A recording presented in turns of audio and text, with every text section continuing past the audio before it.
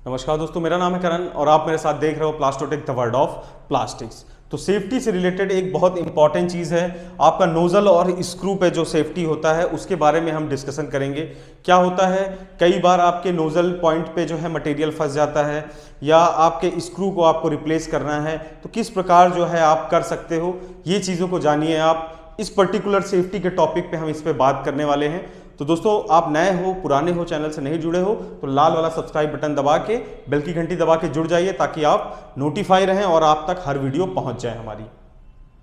यहां पे देखेंगे लिखा हुआ है कि सबसे पहले before removing the nozzle and cylinder head, आप कभी भी जब नोजल या सिलेंडर हेड को रिमूव करने जा रहे हो, हटाने जा रहे हो, तो उसके पहले क्या करना है, slide the hopper to close condition so that the material feeding into the barrel is stop. सबसे पहले आपको हॉपर को स्लाइड कर देना है ताकि कोई भी मटेरियल हॉपर से आपके बैरल में ना जाए। Then empty the barrel by repeatedly dosing and injection the moulded plastic melt. उसके बाद आपको क्या करना है, पूरे बैरल को खाली करना है, एम्प्टी करना है, रिपीटेडली लगातार डोजिंग, अपना मैनुअल डोजिंग देके आप पर्ज करा के जो है उसको खाली कर सकते हो। Turn off the power before removing the nozzle and cylinder head, आपको पावर को बंद कर देना है जब भी आप नोजल हेड या सिलेंडर को जो है रिमूव कर रहे हो, इतना आपको ध्यान देना है। इसमें जैसे लिखा है, removal of nozzle and cylinder head with molten plastic left inside the barrel में cause the melt if decompress to gas out. कई बार क्या होता है, नोजल या सिलेंडर हेड पे प्लास्टिक का मटेरियल आपका फंस जाता है, मतलब एक तरीके से ब्रिजिंग वहाँ पे बना देता है, एक तरीके से समझ लीजिए इकट लम्स बन जाते हैं आपके। तो वहाँ पे क्या होता है, दिक्कत हो जाती है आपका। ये देखिए, जैसे कोई और फॉरेन मटेरियल, कोई मेटल वगैरह फंस गया आगे आके उसकी टिप पे, तो जैसे ये आपकी नोजल टिप थी, यहाँ पे आके आपका कुछ मेटल वगैरह था आपके हॉपर में, मटेरियल में, और वो थोड़ा बहुत भी आ गया तो यहाँ पे वो कई बार फंस जाता है, तो वो ब्लॉक कर देता है। ये ब्लॉकेज होता है, जैसे इसमें लिखा है screw tip breaking from screw and blocking. Blocking के कारण जो है स्क्रू टिप आपकी खराब होती लगातार अगर आप चलाने की कोशिश करते हो। उस दौरान हम इसको क्या करते हैं, रिमूव करते हैं, नोजल की टिप को निकालते हैं। वो निकालने का प्रोसेस होता है, कई बार स्क्रू को भी निकाला जा सकता है। तो ये चीज़ें आपको ध्यान रखनी है, जैसे procedure to remove screw when nozzle is blocked. तो इसमें क्या करना है, nozzle tip can get blocked due to a foreign material, ceramic or metal or screw tip blocking after breakage or loosened। क्या होता है कि आपका नोजल टिप का ब्लॉक होता है जब कोई फॉरेन मटेरियल, मतलब जो आपका रॉ मटेरियल है उसके अलावा कोई मटेरियल उसमें मिल जाता है, उसको फॉरेन मटेरियल कहते हैं। कोई सिरेमिक का टुकड़ा हो गया, मेटल हो गया, कोई भी ऐसी चीज स्क्रू टिप पे जाती है तो उसको ब्लॉक करने का काम करती है। स्क्रू आपका जो है टिप उसकी ब्लॉक हो जाती है। तो वहां पे if the normal shop flow tendency to heat the barrel to higher temperature for easy removal of the screw, this over heating generate gas and. तो क्या होता है, आप लोग क्या करते हो, सारे लोग क्या किया जाता है कि सब हीटिंग को थोड़ा बढ़ाया, क्या करते हैं, हीटिंग को बढ़ाने लगते हैं। हीटिंग बढ़ाने से क्या होता है, लगातार मटेरियल डिग्रेड हो जाता है अंदर बैरल के।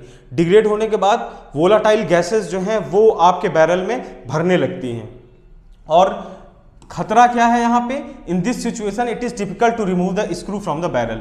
अब गैस वगैरह उसमें जब बन गई ना तो बहुत टिपिकल हो जाता है स्क्रू को बाहर निकालना आपके बैरल से। But a little jerk on the screw से by hammering will make the lumps to give away to the entrapped gas. This will make the screw to fly backward like a bullet. This can lead to a fatal accident if care is not taken. इसका कहने का अर्थ क्या है कि जैसे अभी यहाँ screw पूरा जो है, इसमें क्या है कि लम्प्स वगैरह जैसे बन गए अंदर बैरल के, आपकी गैस भी भर गई, पूरा कंप्रेस्ड हो गया। उस दौरान आप अगर उस लम्प को तोड़ के सोचो कि निकाल ले स्क्रू, तो जैसे ही आप लम्प को तोड़ोगे सारी गैस जो है वो स्क्रू को पीछे की तरफ धकेलती। जैसे कि न्यूटन का थर्ड लॉ होता है, for every action there is always an equal and opposite reaction. तो स्क्रू को जब पीछे धकेलती है तो वो स्क्रू जो है बुलेट की तरह चलता है, जैसे कि समझ लीजिए आपकी गोली की तरह निकलेगा। तो उस दौरान जो है मेजर एक्सीडेंट्स हो जाते हैं। तो ये चीज़ आपको समझना है कि इस तरीके से आपको नहीं करना है। सिंपली आपको क्या करना है, किस तरीके से करना है वो मैं बताता हूं।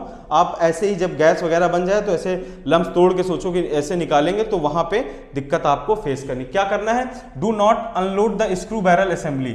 सबसे पहले आपको स्क्रू बैरल असेंबली को अनलोड नहीं करना है तुरंत।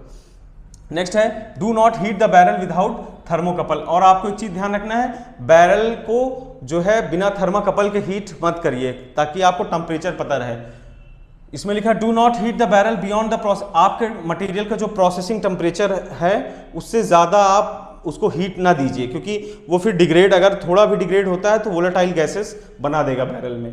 नेक्स्ट है लूजन द नोजल और nozzle tip beware gas interrupt can escape from the hole in the cylinder head. इसमें लिखा है अगर आप क्या कर सकते हो, थोड़ा सा अगर नोजल टिप को थोड़ा सा लूज कर दोगे तो जो गैस होगी वो यहाँ से देखिए धीरे धीरे करके निकल जाएगी, तो आप स्क्रू बैरल असेंबली को आसानी से कर पाओगे। ये चीज़ आपको खास ध्यान रखना है, एकाएक कोई चीज़ करने से अच्छा आप अगर थोड़ा भी अगर इस टिप को आप खोलोगे तो यहाँ पे होल वगैरह होते हैं, तो उससे एयर आपकी इंटरप्ट हो जाती, बाहर निकल जाती है।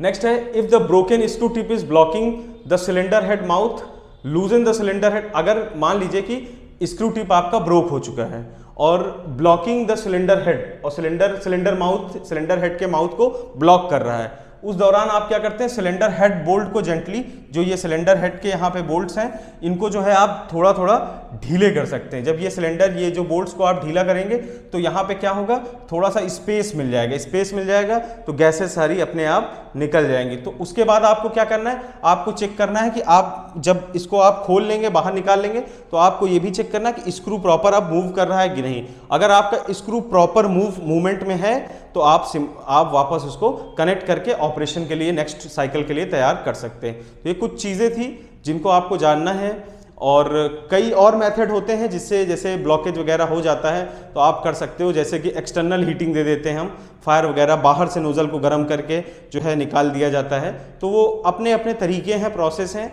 ये एक मतलब एक सिस्टमैटिक तरीका है जो मैंने बताया। हो सकता है आप इंडस्ट्री में और कुछ तरीकों से कर पाते हो तो करिए, लेकिन सावधानी बरत के करिए। आप पूरी तरीके से सावधान रहिए, बस ये काम है मेरा, आपको सचेत करना।